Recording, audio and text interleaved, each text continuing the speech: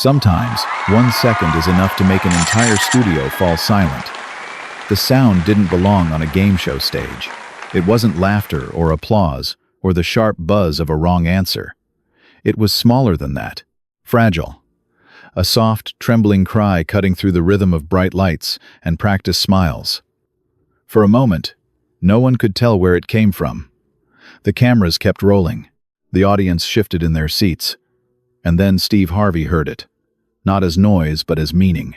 The game was mid-flow, questions moving quickly, families smiling under pressure. Everything was exactly where it was supposed to be. And yet, something invisible stepped between the words and the next cue. Steve Harvey's eyes drifted past the podiums, past the contestants, toward the edge of the stage where the audience dissolved into shadow. The cry came again, louder now. Unfiltered, honest. A 4-year-old child, overwhelmed by lights too bright and voices too big, was unraveling in real time. For most shows, the solution would have been easy. Cut to commercial. Lower the sound. Let a producer handle it quietly while the world keeps spinning. But Steve Harvey didn't move. He didn't joke. He didn't wave it away. He raised a hand not for silence from the audience, but for stillness from the moment itself. The studio slowed. The child's small shoulders shook, tears streaking down a face too young to understand why so many strangers were watching. A parent tried to soothe, whispering reassurances that barely reached over the hum of the room. Every instinct in the space said, "Move on. Keep the show intact. Protect the schedule." Steve Harvey chose something else. He stepped away from the center of the stage, the place reserved for control, and walked toward the sound of fear. His pace was unhurried, intentional. The cameras adjusted, unsure whether to follow or pull back. The audience watched, unsure whether they were witnessing a mistake or something they would remember for the rest of their lives. When he spoke, his voice wasn't amplified by humor or authority. It softened, the way a father's voice changes when a child is afraid. He didn't ask the child to stop crying. He didn't tell them everything would be okay. He simply acknowledged what everyone else had been trying not to see. Fear. You could feel the shift when he knelt down to the child's level. The towering figure of television became smaller, closer, human. The lights seemed less harsh somehow, as if the room itself leaned in to listen. The game no longer mattered. The rules dissolved. There was only a child, a man, and a moment asking to be handled with care. Steve Harvey looked at the child not as an interruption, not as a problem, but as the bravest person in the room. Brave enough to feel openly. Brave enough to cry when the world felt too loud. Brave enough to be honest without words. Those watching felt it in their chests, that tightening, that recognition.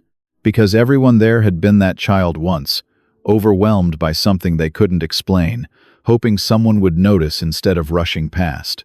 The audience didn't clap. They didn't cheer. They breathed together. Steve Harvey's words landed gently, but they carried weight. He told the child they were safe. He told them they were seen. And then, without spectacle, without performance, he said, what no one expected to hear on a game show stage. "You're the bravest person here." The sentence hung in the air, reframing everything. Strength was no longer measured by confidence or composure. Courage was no longer loud. It was small, shaking, honest. Parents wiped their eyes. Crew members stood frozen. Somewhere behind the cameras, a producer forgot to count seconds. Time had bent around a 4-year-old's tears, and no one wanted to be the first to break it. In that pause, something larger than television unfolded. A reminder that even in places built for entertainment, humanity can take the lead. That sometimes, the most important thing a person can do is stop everything and kneel. And for the child, for the parents, for everyone watching, this was no longer just a show.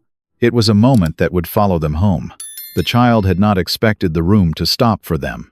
4 years of life had already taught lessons no child should have to learn so early, that big spaces can swallow small voices, that adults are busy, that feelings are often something to quiet rather than express. The studio was enormous, filled with strangers and sound and light that pressed in from every direction. The tears were not dramatic. They were necessary. The parent sitting beside the child carried their own history into that moment. Years of holding things together, of showing up for work tired, of choosing strength even when fear lived just beneath the surface.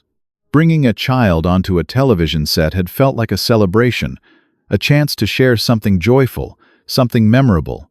But joy can flip to overwhelm in an instant, especially for someone still learning how the world works. When the crying began, the parents' first instinct had been apology, a quiet, reflexive shame, the fear of disrupting something larger, the familiar urge to make themselves smaller. Steve Harvey interrupted that pattern. As he crouched beside the child, the parent noticed something almost unbelievable. No rush, no irritation, no subtle signal to hurry it along, just presence, the kind that feels rare in rooms governed by schedules and ratings.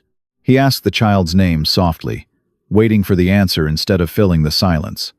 He asked how old they were, nodding as if the response carried great importance because it did. To a 4-year-old, age is identity. It is proof of growth, proof of being taken seriously. The audience leaned forward, their attention no longer passive. They were no longer watching a show. They were witnessing care in real time. Steve Harvey spoke about how brave it is to cry when something feels too big, how grown-ups forget sometimes that bravery doesn't always look like smiling. Sometimes it looks like saying, without words, "This is hard for me right now." His voice carried warmth, not pity, respect, not condescension. You could see the child's breathing begin to slow. The sobs softened into hiccups. Tears still clung to lashes, but the panic loosened its grip. Safety had entered the room not as an announcement, but as a feeling. The parents' shoulders dropped just a little. The tight knot of embarrassment began to unwind, replaced by something else: relief, gratitude, and a quiet recognition that this moment would stay with their child long after the cameras moved on. Around them, the studio transformed. Crew members who had spent years perfecting the art of invisibility found their eyes wet. Contestants forgot their answers. The band stayed silent. No one needed a cue. Steve Harvey placed a gentle hand over his heart, not theatrically, but instinctively. He told the child that feeling overwhelmed didn't mean they were weak. It meant they were human. He told them that being honest about feelings takes courage, even for adults, especially for adults. The words weren't complicated. They didn't need to be. For the child, something important settled into place. A memory not of fear, but of being met, of a powerful stranger choosing kindness over convenience, of a room full of adults deciding, together, that a small person's emotions mattered more than a schedule. Steve Harvey didn't linger longer than necessary. He understood that dignity includes knowing when to step back. As he rose, he looked toward the audience, not seeking applause, but inviting them into a shared understanding that this was not an interruption. This was the point.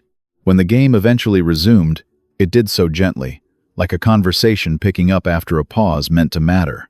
Laughter returned, but it carried a different texture now, softer, more aware, as if everyone had been reminded of something they had nearly forgotten. Backstage, producers glanced at one another, silently acknowledging that no edit could improve what had just unfolded. This was one of those moments. Television doesn't manufacture, it survives. For the child's parent, the experience rewrote something deep. The old script that said, "Don't be a burden." That said, your child's feelings are inconvenient. Watching a room full of adults follow Steve Harvey's lead planted a new truth: that care is contagious. That empathy, once modeled, gives others permission to practice it too. Steve Harvey finished the episode the way he always did, professionally, warmly. But something stayed with him.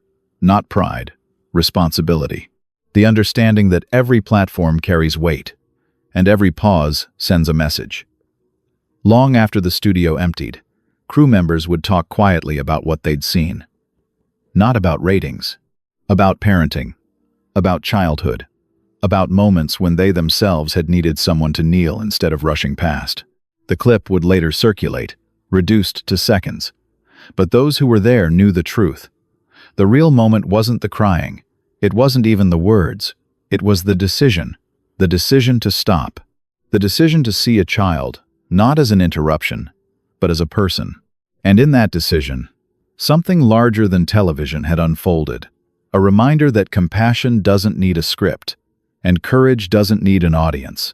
Sometimes, all it needs is someone willing to pause. In the days that followed, the moment lingered like a held note, still vibrating long after the sound had faded. The child returned home to a quieter world, one without studio lights or applause. Toys scattered across the floor, familiar walls, the comfort of routine. And yet, something inside them had changed. Fear still existed, it always would, but it no longer stood alone. It had been met once, publicly and gently, and that mattered more than anyone could fully explain. The parent noticed it first in small ways. How the child spoke up a little sooner when something felt wrong. How tears came without the same urgency, without panic attached. How reassurance, once given, seemed to settle more deeply. Children don't analyze moments the way adults do. They absorb them. They carry feelings forward and let them shape what they believe about the world. Steve Harvey's words had done something profound. They had separated fear from shame. For the parent, healing arrived differently. In the quiet hours after bedtime. In the memory of how quickly embarrassment had tried to take control and how quickly it had been disarmed by kindness.